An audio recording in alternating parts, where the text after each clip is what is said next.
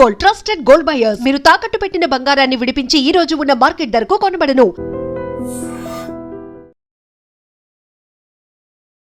నమస్తే, welcome to I dream. నా పేరు వలి. తెలంగాణ బీఆర్ఎస్ పార్టీకి సంబంధించిన సీనియర్ నాయకులు మాజీ మంత్రి హరీష్ రావు తెలంగాణ నీటిపారుదల శాఖ మంత్రి ఉత్తమ్ కుమార్ రెడ్డికి ఒక లేఖ రాశారు. ఆ లేఖలో అంటే కాళేశ్వరం ప్రాజెక్టుకు సంబంధించి రిజర్వాయర్లు ఏవైతే ఉంటాయో అందులో వాటర్ నింపి రైతులకు నీళ్లు అందించండి, వాళ్ళు ఆందోళనలో ఉన్నారు. దయచేసి మీ రాజకీయాల కోసం కాళేశ్వరం ద్వారా వాటర్ ఇచ్చేస్తే ఎక్కడ బీఆర్ఎస్కు మంచి పేరు వస్తుందని చెప్పి దయచేసి ఆ రాజకీయం ఆపేయండి మహాప్రభో, మీరు వాటర్ ఇవ్వండి, రిజర్వాయర్లు అన్నింటిలో కూడా వాటర్ నింపండి అని చెప్పి ఒక లేఖ రాశారండి. యాజ్ టీజ్గా ఆ లేఖలో ఆయన ఏమన్నాడో ఒక్కసారి మీకు ఇక్కడ చదివి వినిపిస్తాను చూడండి. గౌరవనీయులైనటువంటి ఉత్తమ్ కుమార్ రెడ్డి గారికి కాళేశ్వరం ప్రాజెక్టు పరిధిలో వివిధ జిల్లాల్లోని రిజర్వాయర్లు అన్నపూర్ణ, రంగనాయక సాగర్, మలన సాగర్, కొండపోచమ్మ సాగర్, నృసింహ, బస్వాపూర్ రిజర్వాయర్లను నింపి సుమారు 4 లక్షల ఎకరాల ఆయకట్టు పరిధిలోని రైతుల ప్రయోజనాల దృష్ట్యా కాళేశ్వరం ప్రాజెక్టులో భాగంగా మోటార్లను ఆన్ చేసి నీటిని పంపింగ్ చేయగలరని విజ్ఞప్తి. ఇది విషయం అనమాట. సో ప్రస్తుత వానాకాలం పంట సీజన్లో రైతులు ఇటు ఎల్నిలో వల్ల, ఎందుకంటే ఇప్పుడు ఎల్నిలో ప్రభావం ఎక్కువ ఉంది, వర్షాలు సరిగా పట్టలేదు. ఒకవేళ వర్షం పడినా ఒక ప్రాంతంలోనే గట్టిగా కురుస్తుంది, మిగతా ప్రాంతాలు అసలు వాన జాడలేదు, రైతులు ఇబ్బందులు ఉన్నారని చెప్పి వాతావరణ శాఖ గతంలో కూడా చెప్పింది. కాబట్టి ఒకవైపు ఎల్నిలో ఉంది, తక్కువ వర్షపాతం దానివల్ల, అలాగే ప్రాజెక్టుల్లో రిజర్వాయర్లు నీటిని సకాలంలో నింపకపోవడం ద్వారా పంటల సాగు ముందుకు సాగక రైతులు చాలా ఆందోళనలో ఉన్నారు. ఈ విషయం అందరికీ తెలుసు.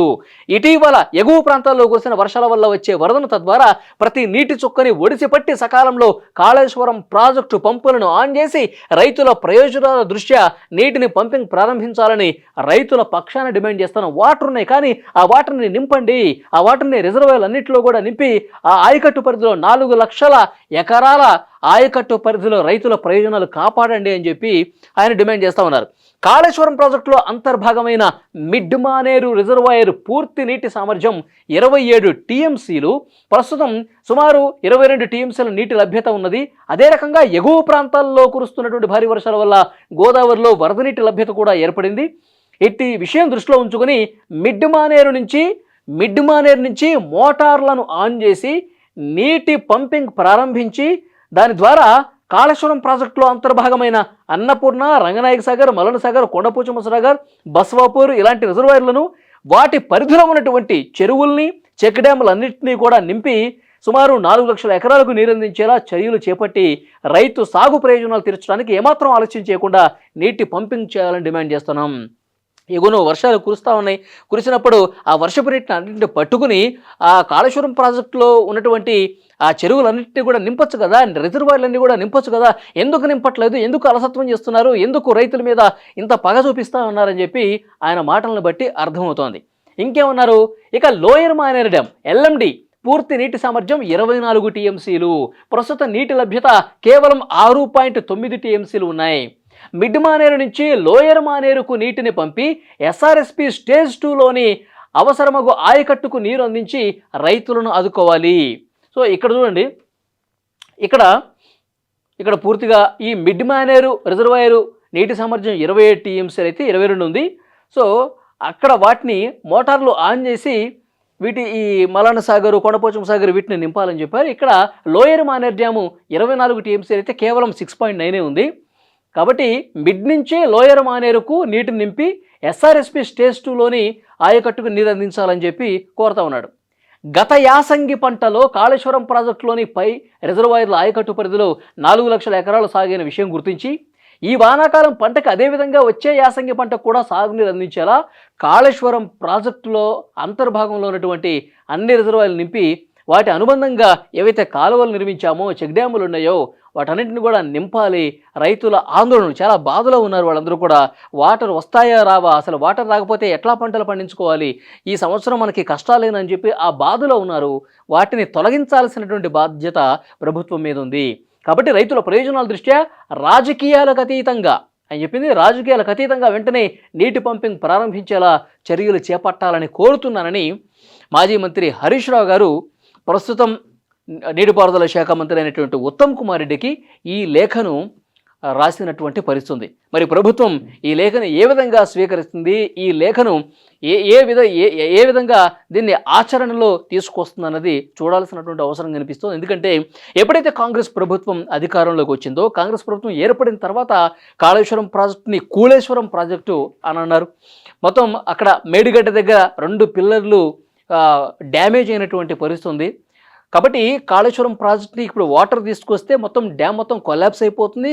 తద్వారా ఆ వాటర్ మొత్తం దిగువ ప్రాంతాలు జనావాసాల్లోకి వచ్చేసి మొత్తం ఊళ్ళు కొట్టుకుపోయే ప్రమాదం ఉంది. కాబట్టి దీన్ని సరిచేయాల్సినటువంటి బాధ్యత ఉంది.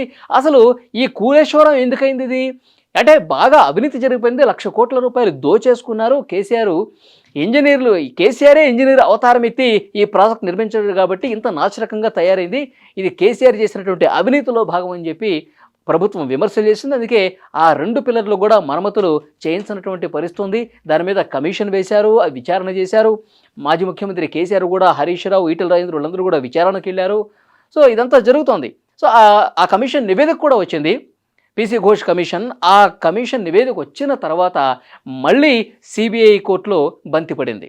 సిబిఐ విచారణ జరిపించాలని చెప్పి ఈ కాళేశ్వరం ప్రాజెక్టుకు సంబంధించి ఇక్కడ ఉన్నటువంటి రాష్ట్ర ప్రభుత్వం అసెంబ్లీలో తీర్మానం చేసి కేంద్రానికి పంపిన పరిస్థితి కూడా ఉంది. సో అంటే ఇది ఒక పొలిటికల్ డైవర్షన్ తీసుకుంది. కాళేశ్వరం ప్రాజెక్టు పూర్తిగా ఒక పొలిటికల్ డైవర్షన్ తీసేసుకొని ఈ కాళేశ్వరం ప్రాజెక్టు పూర్తిగా నాసిరకం కాబట్టి దీంట్లో మనం ఇప్పుడు ఏమీ చేయలేము, దీన్ని బాగు చేసిన తర్వాతే మనం ఈ ప్రాజెక్టును వాడుకోవాలని చెప్పి ప్రస్తుత ప్రభుత్వం ఉంది. కానీ బీఆర్ఎస్ కానీ ఇప్పుడు మాజీ మంత్రి హరీష్ రావు గారు చెప్పేది ఏంటి, కేవలం రాజకీయ కారణాల రీత్యా ఏదో 2 పిల్లర్లు డ్యామేజ్ జరిగితే 2 పిల్లర్లకి ఏదో క్రాక్లు వస్తే దాన్ని బాగు చేయాలి, ఇంజనీర్లు పిలిపించి దీనికి కారణం ఏంటో తెలుసుకొని సో కింది స్థాయి నుంచి దాన్ని మళ్ళీ ఇంకా పటిష్టం చేయాలి.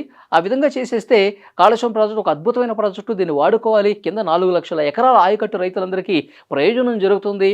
ఎందుకు అంటే ఇందులో వాటర్ నింపేసి కాళేశ్వరం ప్రాజెక్టు ద్వారా రైతులకు నీళ్లు ఇచ్చేస్తే ఇది కదా కేసీఆర్ చేసింది, కేసీఆర్ నిర్మించిన ప్రాజెక్టు వల్ల కదా ఈరోజు మనం సుభిక్షంగా పంటలు పండించుకుంటున్నాం అనే ఈ పేరు ఎక్కడ కేసీఆర్కి వచ్చేస్తుందని చెప్పి రాజకీయ దురుద్దేశంతో కాంగ్రెస్ ప్రభుత్వం ఈ విధంగా ఈరోజు ఆ చెరువులు, ఆ డ్యాములు నింపకుండా, రిజర్వాయర్లు నింపకుండా కేవలం కేసీఆర్ మీద కోపంతో, కేసీఆర్ మీద కక్షతో, ఒక రాజకీయ కారణాల రీత్యా ఈ ప్రాజెక్ట్ని ఆపేస్తోంది అన్నది ఇప్పుడు బీఆర్ఎస్ నాయకులు చెప్తున్నమాట.